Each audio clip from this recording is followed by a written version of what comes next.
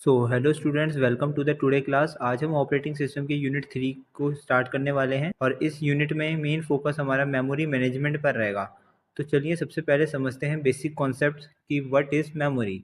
देखिए students, memory एक ऐसा एरिया होता है जहां हमारा सिस्टम डेटा और इंस्ट्रक्शन स्टोर करता है। टेक्निकली मेमोरी को हम एक लार्ज एरे ऑफ बाइट्स कह सकते हैं। मतलब मेमोरी छोटी छोटी सेल्स से मिलकर बनी होती है जिसमें हर बाइट का एक यूनिक एड्रेस होता है। ये एड्रेस सिस्टम को बताता है कि डेटा या इंस्ट्रक्शन मेमोरी में किस लोकेशन पर स्टोर है। अब बात करते हैं मेमोरी का मेन पर्पस क्या होता है। तो मेमोरी का मेन पर्पस होता है to store data and instructions needed for program execution. मतलब जब कोई प्रोग्राम रन होता है तो उसके इंस्ट्रक्शंस और डेटा मेमोरी में ही टेम्परली स्टोर होते हैं ताकि सीपीयू उन्हें इजीली एक्सेस कर सकें। अब हमारी स्लाइड पे कुछ डिफरेंट मेमोरीज लिखी हुई हैं, तो आइए इन्हें एक एक करके डिस्कस करते हैं। सबसे पहले लिखा हुआ है हमारी मेन मेमोरी, जिसे हम रैम भी बोलते हैं।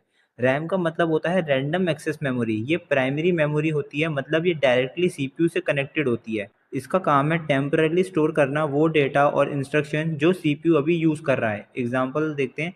जब आप अपने कंप्यूटर में कोई प्रोग्राम ओपन करते हो जैसे एमएस वर्ड, तो वो हार्ड ड्राइव से लोड होकर टेम्पररी रैम में आता है। जब तक प्रोग्राम रन हो रहा है तब तक डेटा रैम में होता है, और जैसे ही प्रोग्राम क्लोज होता है या सिस्टम ऑफ होता है ये डेटा डिलीट हो जाता है। इसलिए रैम वोलेटाइल मेमोरी कहलाती है, क्योंकि ये अपना डेटा सिर्फ पावर ऑन होने तक ही स्टोर कर पाती है। अब सेकंड हमारे पास लिखा हुआ है सेकेंडरी मेमोरी। तो सेकेंडरी मेमोरी हमारी लॉन्ग टर्म स्टोरेज के लिए यूज़ होती है, जैसे हार्ड ड्राइव हो गया, एसएसडी हो गया, पेन ड्राइव हो गया, सीडी, डीवीडी, ये सब हो गए।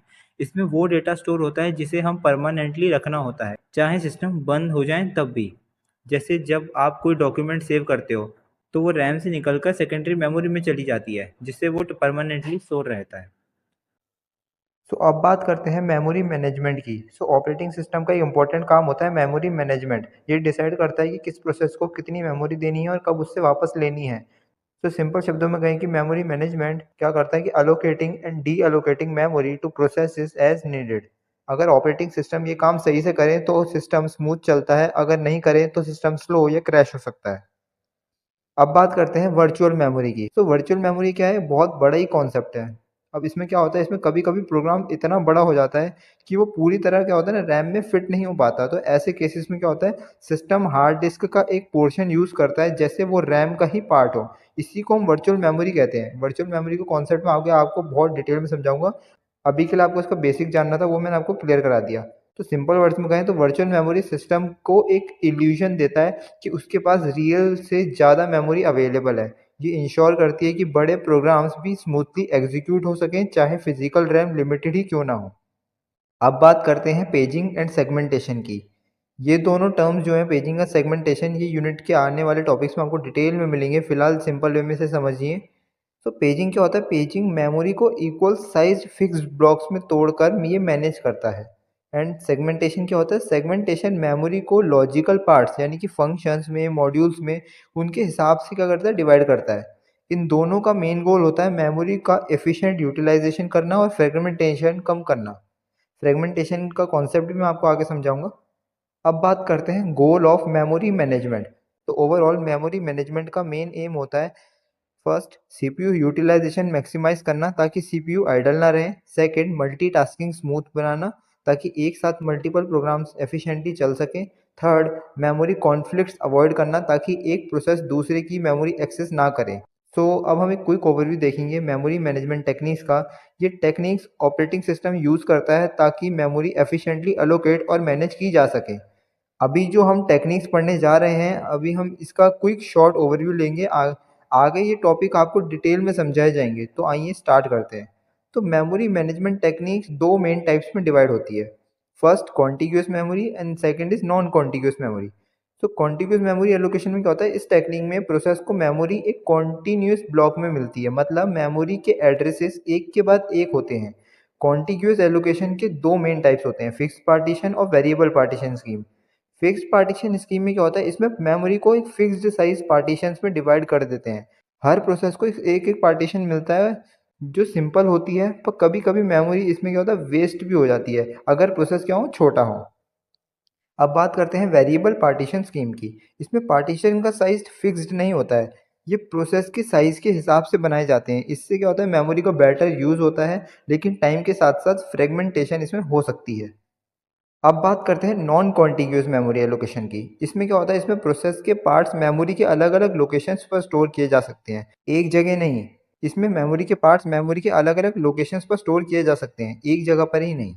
इस कैटेगरी में कुछ इंपॉर्टेंट टेक्निक्स आती हैं, जैसे कि पेजिंग हो गया, मल्टी लेवल पेजिंग हो गया, इन्वर्टेड पेजिंग हो गया, सेगमेंटेशन हो गया, सेगमेंटेड पेजिंग हो गया। पेजिंग में क्या होता है, पेजिंग में होता है कि मेमोरी और प्रोसेसेस को दोनों को इक्वल साइज ब्लॉक में डिवाइड करके क्या होता है, अलोकेट किया जाता है। मल्टी लेवल पेजिंग में क्या होता है, मल्टी लेवल पेजिंग में पेजिंग का एडवांस फॉर्म होता है ये, जिसमें पेज जो होता है वो टेबल्स को लेवल्स में तोड़ देता है ताकि मेमोरी एफिशिएंटली मैनेज हो। थर्ड है इन्वर्टेड पेजिंग। इसमें एक ही पेज टेबल होती है जिसमें हर एंट्री एक फिजिकल फ्रेम को रिप्रेजेंट करती है। सेगमेंटेशन जो होता है वो प्रोसेस को लॉजिकल पार्ट्स में डिवाइड किया जाता है, जैसे कोड, डेटा और स्टैक। सेगमेंटेशन पेजिंग क्या है, ये हाइब्रिड टेक्निक है, मींस सेगमेंटेशन और पेजिंग दोनों का ये कॉम्बिनेशन है, सेगमेंटेड पेजिंग। तो ये था एक short overview of memory management techniques. इन सब टेक्निक्स का मेन गोल होता है मेमोरी का एफिशिएंट यूज़ करना और सिस्टम परफॉर्मेंस को इम्प्रूव करना। अब हम डिस्कस करने वाले हैं कॉन्टिग्यूअस मेमोरी एलोकेशन, जो एक इम्पॉर्टेंट मेमोरी मैनेजमेंट टेक्निक है। सबसे पहले समझते हैं इसका बेसिक कॉन्सेप्ट। सो कॉन्टिग्यूअस मेमोरी एलोकेशन एक ऐसी टेक्निक होती है जिसमें पूरा प्रोसेस एक कॉन्टिन्यूस ब्लॉक ऑफ मेमोरी में स्टोर होता है। मतलब प्रोसेस के सारे इंस्ट्रक्शंस और डेटा मेमोरी के एक के बाद एक एड्रेस पर प्लेस्ड होते हैं, कोई गैप नहीं होता बीच में। जैसे कि अगर प्रोसेस P1 को मेमोरी एलोकेट की गई है और एड्रेस 1000 से 4000 तक, तो इसका मतलब है पूरा प्रोसेस इसी एक कॉन्टिन्यूस मेमोरी सेक्शन में स्टोर हुआ है। जैसे कि 1000, 1001, 1002, 1003 से लेकर 4000 तक। अब बात करते हैं इसके वर्किंग एंड फीचर्स की। सो ऑपरेटिंग सिस्टम जब एक न्यू प्रोसेस को लोड करता है तो वो मेमोरी में एक ऐसा फ्री कॉन्टिन्यूस एरिया ढूंढता है जिसमें प्रोसेस पूरा ये फिट हो सके। जब एक सुइटेबल एरिया उसे मिल जाता है तो पूरा प्रोसेस उसी ब्लॉक में लोड कर दिया जाता है।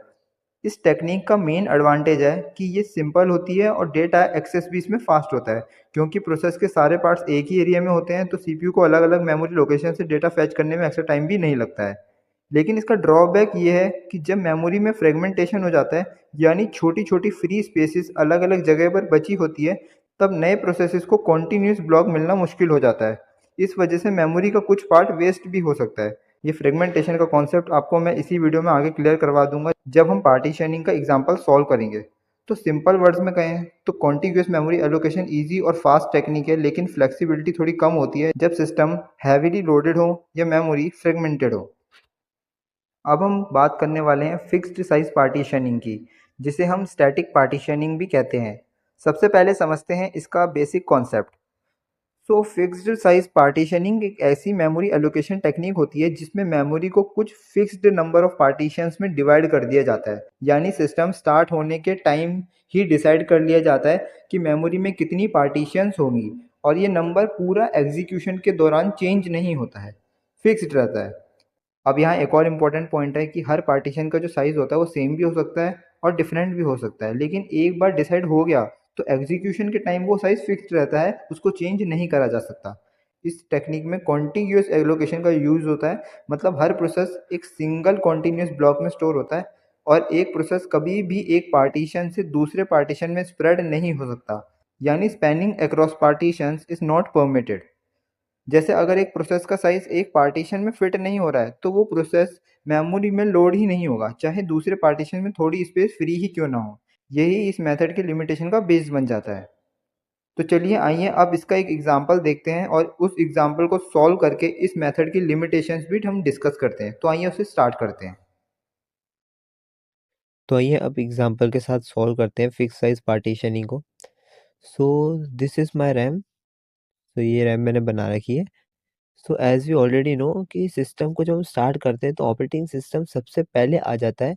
रैम में क्या होता है, कुछ स्पेस एंड मेमोरी वो ले लेता है एंड बाकी का जो बचा पोर्शन होता है वो मोस्टली हम प्रोसेस के लिए रखते हैं, ताकि उन्हें हम सेकेंडरी मेमोरी से मेन मेमोरी में ला सकें सीपीयू को अलोकेट करने के लिए। एंड जैसे हमने कॉन्सेप्ट में डिस्कस करा था कि फिक्स साइज पार्टीशनिंग में क्या होता है, नंबर ऑफ पार्टीशन तो क्या होता है फिक्स होते हैं, लेकिन उसका साइज जो होता है या वो तो सेम भी हो सकता है या वो डिफरेंट भी हो सकता है। हमने ये भी डिस्कस करा था कि रैम में जो प्रोसेस हम लाएंगे, नंबर ऑफ पार्टीशन तो क्या होते हैं वो फिक्स्ड होते हैं, लेकिन पार्टीशन का क्या होता है साइज सेम भी हो सकता है एंड डिफरेंट भी हो सकता है। एंड हमने एक और कॉन्सेप्ट पढ़ा था उसमें कि हम जो इस रैम में प्रोसेस लाएँगे, उनका जो साइज़ होगा वो सेम भी हो सकता है एंड पार्टीशन के ब्लॉक के साइज़ से कम हो सकता है। मीन्स जो प्रोसेस का साइज़ होगा, वो पार्टीशन के साइज़ से एकदम सेम होना चाहिए या उससे कम होना चाहिए। स्पैनिंग इसमें नहीं हो सकती, हमने कॉन्सेप्ट में डिटेल में समझा था। आइए अब आगे का कॉन इसमें हम सॉल्व करते हैं एग्ज़ाम। सपोज़ करिए कि हमारे पास 6 एमबी का प्रोसेस आया। अब अगर 6 एमबी का प्रोसेस है तो 6 एमबी की मेमोरी भी अवेलेबल होनी चाहिए, तभी वो प्रोसेस में लोड होगा। अगर प्रोसेस का साइज़ मेमोरी से बड़ा होगा तो वो प्रोसेस मेमोरी में लोड नहीं होगा।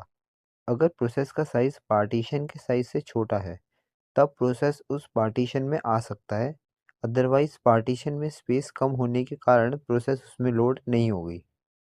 इसका मतलब अगर 7 एमबी का प्रोसेस है और पार्टीशन 6 एमबी का है तो ये इंक्लूड नहीं होगा क्योंकि प्रोसेस का साइज़ पार्टीशन से बड़ा है। हम ऐसा नहीं कर सकते कि अगर मान लो कि हमारे पास 2-2 एमबी के 2 पार्टीशन हैं एंड एक प्रोसेस आया 4 एमबी का, तो उसे हम डिवाइड करके नहीं बेच सकते बिकॉज़ कॉन्टिग्यूअस मेमोरी में हम प्रोसेस को पूरा डालते हैं। तो जैसा आप देख सकते हो कि हमारा फर्स्ट ब्लॉक ही 6 एमबी का है, तो यहाँ तो ये ईज़िली स्पेस ले लेगा। बट हमें सारे केसेस डिस्कस करने हैं, तो इस वजह से हम दूसरे एग्जांपल डिस्कस करेंगे। तो आइए हम उसे स्टार्ट करते हैं। तो आप जैसे देख सकते हैं कि हमारे पास 4 प्रोसेसेस हैं। P1 का साइज़ 4 एमबी है, P2 का साइज़ 6 एमबी है, P3 का साइज़ 5 एमबी एंड P4 का 13 एमबी। और मेमोरी को हमने पार्टीशंस में डिवाइड किया है जिनका साइज़ है फर्स्ट पार्टीशन का 6 एमबी, सेकंड का 8 एमबी, थर्ड पार्टीशन का 8 एमबी एंड फोर्थ पार्टीशन का 16 एमबी। अब हम इन प्रोसेस को इन पार्टीशंस में अलोकेट करके देखेंगे। तो आइए स्टार्ट करते हैं।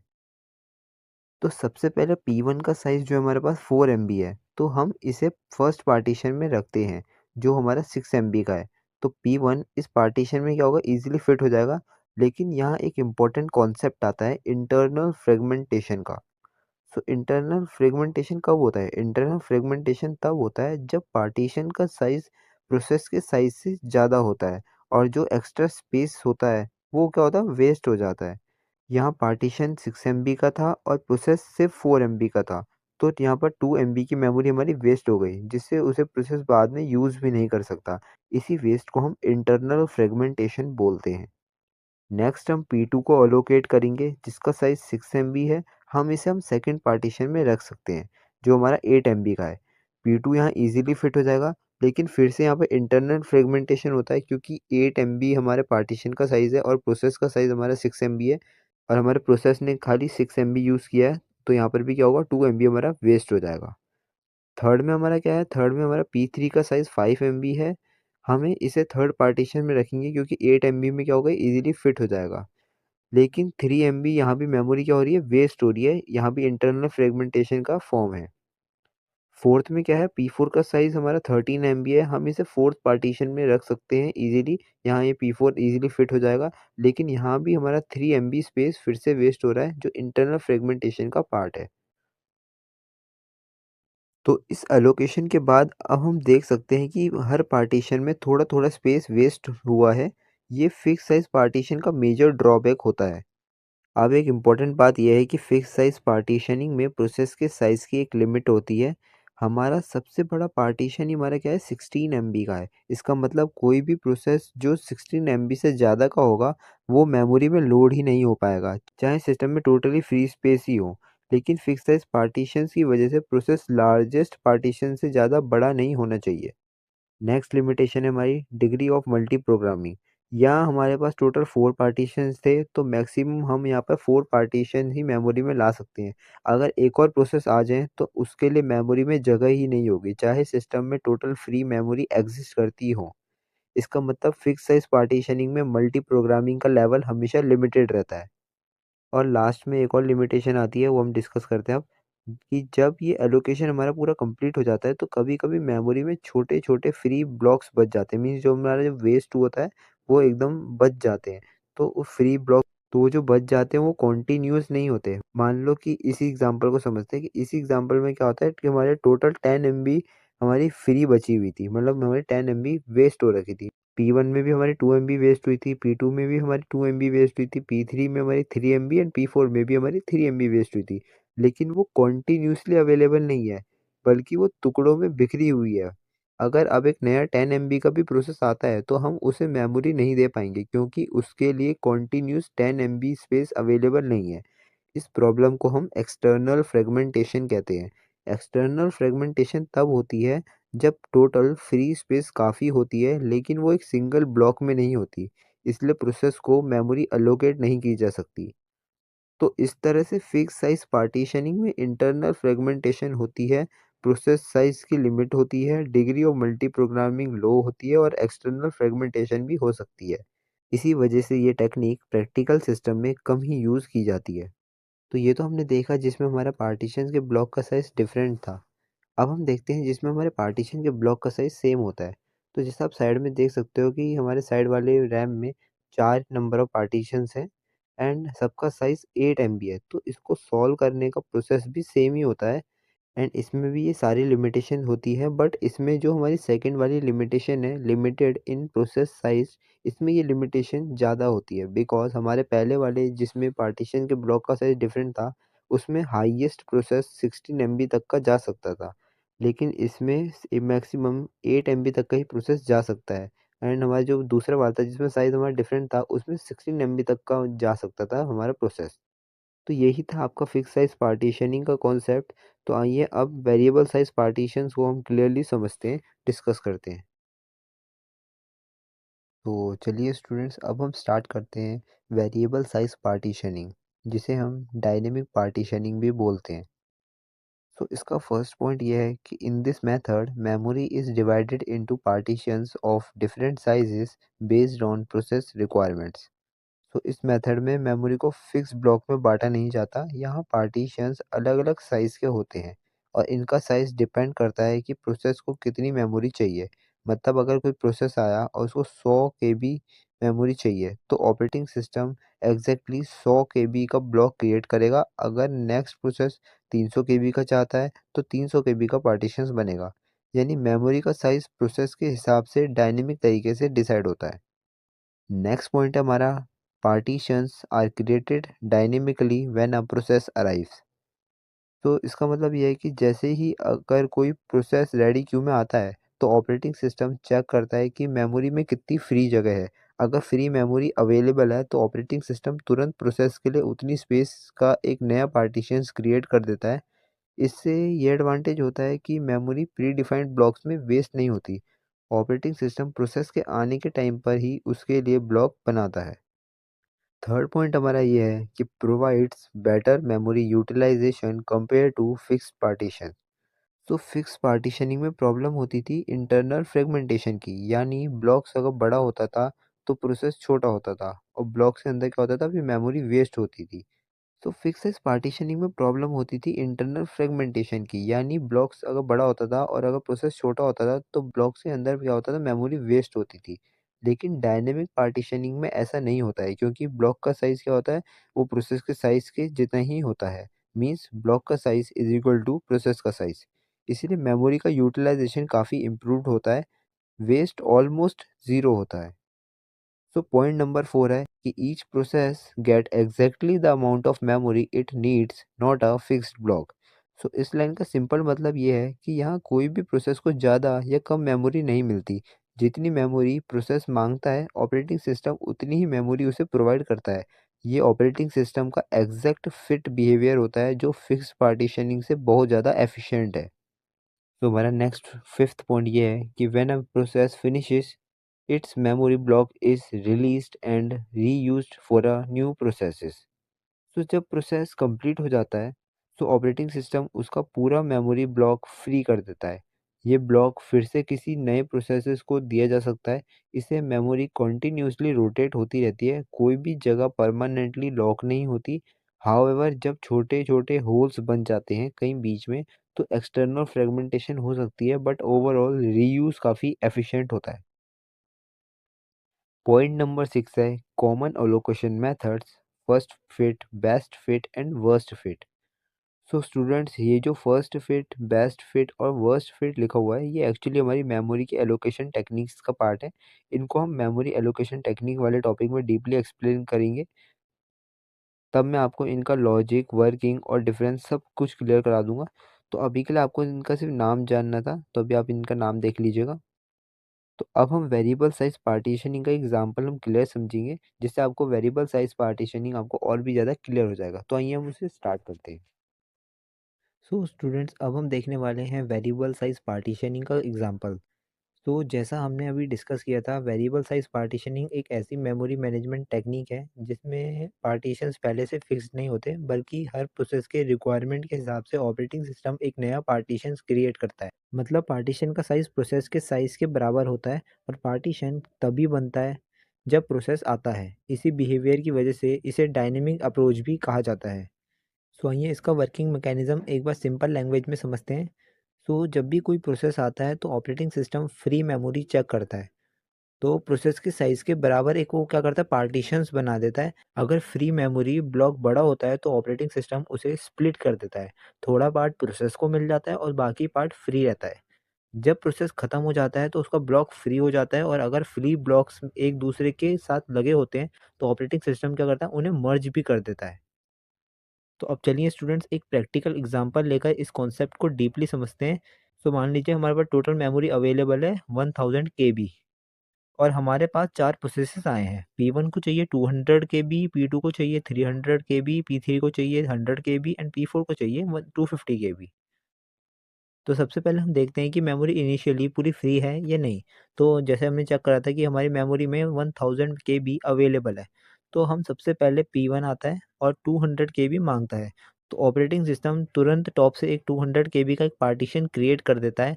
तो अब मेमोरी का स्ट्रक्चर कुछ ऐसा दिखेगा कि P1 200 KB ऑक्यूपाई कर लेगा, और बाकी 800 KB क्या होगा, फ्री मेमोरी होगा, जिसका एक सिंगल ब्लॉक के फॉर्म में वो अवेलेबल रहेगा। यहाँ आप नोटिस करो कि फ्री मेमोरी अभी भी एक बड़ा कॉन्टिन्यूस ब्लॉक है, इंटरनली कोई वेस्ट नहीं हुआ, मीन्स इंटरनल फ्रेगमेंटेशन नहीं हुआ।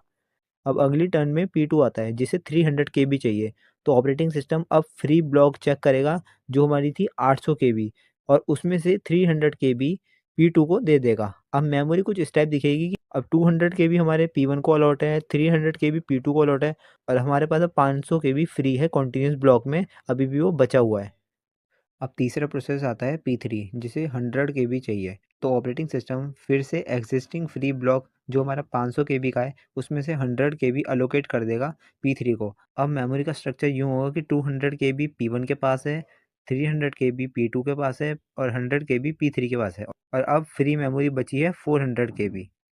तो स्टूडेंट, इस पॉइंट तक हमने देखा कि प्रोसेस P1, P2 और P3 सीक्वेंशियली आते गए, और ऑपरेटिंग सिस्टम ने हर एक के लिए उनकी एग्जैक्ट रिक्वायरमेंट के हिसाब से पार्टीशंस क्रिएट किए। मेमोरी बिल्कुल स्मूथली फिल हो रही है, अभी तक किसी भी प्रकार का फ्रेगमेंटेशन नहीं हुआ है। अब फाइनली P4 आता है जिसे 250 KB मेमोरी चाहिए। तो ऑपरेटिंग सिस्टम चेक करता है क्या इतनी मेमोरी फ्री है मैम सिस्टम में।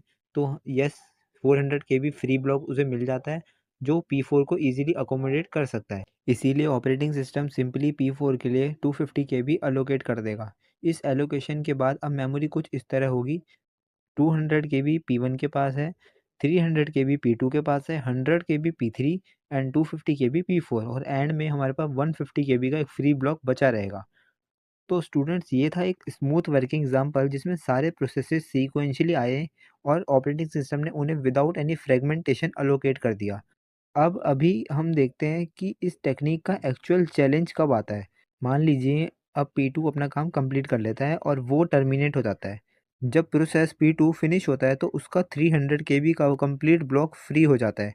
अब मेमोरी कुछ इस तरह दिखेगी कि 200 KB P1 के पास है, एंड फिर एक 300 KB का एक फ्री ब्लॉक रहेगा क्योंकि P2 अब टर्मिनेट हो चुका है। उसके बाद 100 KB P3 एंड P4 के पास 250 KB था, और सबसे नीचे 150 KB का हमारे पास फ्री ब्लॉक ऑलरेडी था।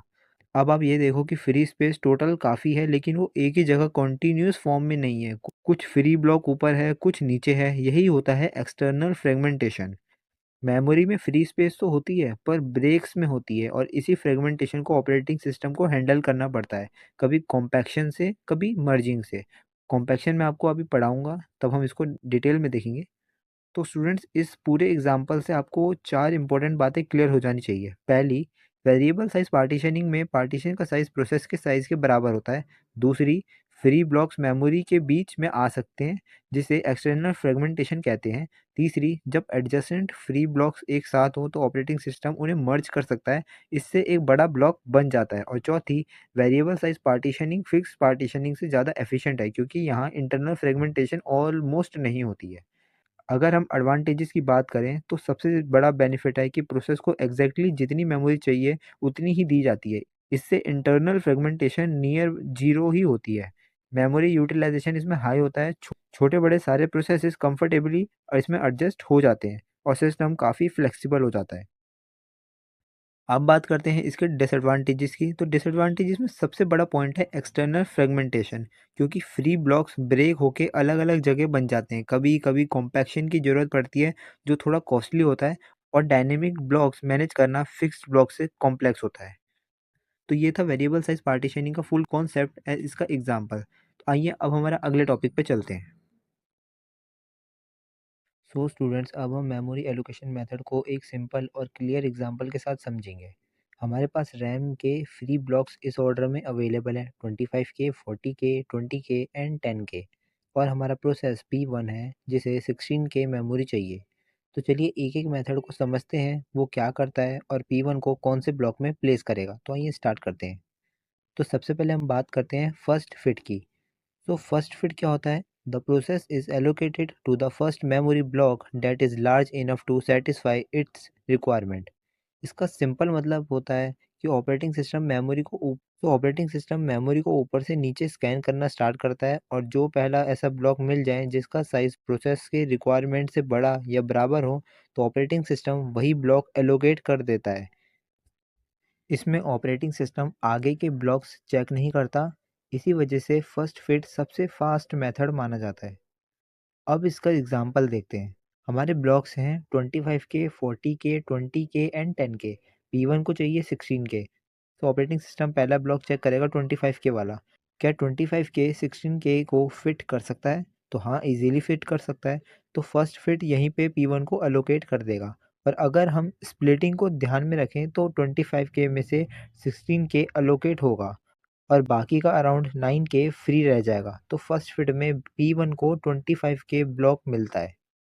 अब थोड़ा सा शॉर्ट में नेक्स्ट फिट को समझते हैं।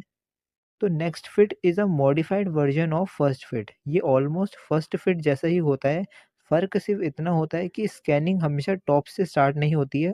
ऑपरेटिंग सिस्टम जहाँ पर लास्ट एलोकेशन हुआ था, अगला स्कैन वहीं से स्टार्ट करता है। इसका फ़ायदा ये होता है कि सर्चिंग यूनिफॉर्मली डिस्ट्रीब्यूटेड हो जाती है, लेकिन डिसएडवांटेज ये होता है कि फ्रेगमेंटेशन कभी-कभी थोड़ी ज़्यादा हो सकती है। अगर मान लो P1 को पिछली बार 25 के ब्लॉक में एलोकेट किया गया था, तो नेक्स्ट फिट में अगला स्कैन 40 के ब्लॉक से स्टार्ट होगा, ना कि ऊपर से। बस नेक्स्ट फिट में आपको इतना ही समझना काफ़ी है। अब बात करते हैं बेस्ट फिट की। ये स्टूडेंट का फेवरेट मेथड होता है, क्योंकि नाम ही बताता है कि operating system best possible fit इसमें फाइंड करता है। तो बेस्ट फिट क्या होता है? The process is allocated to the smallest available memory block that is large enough to hold it.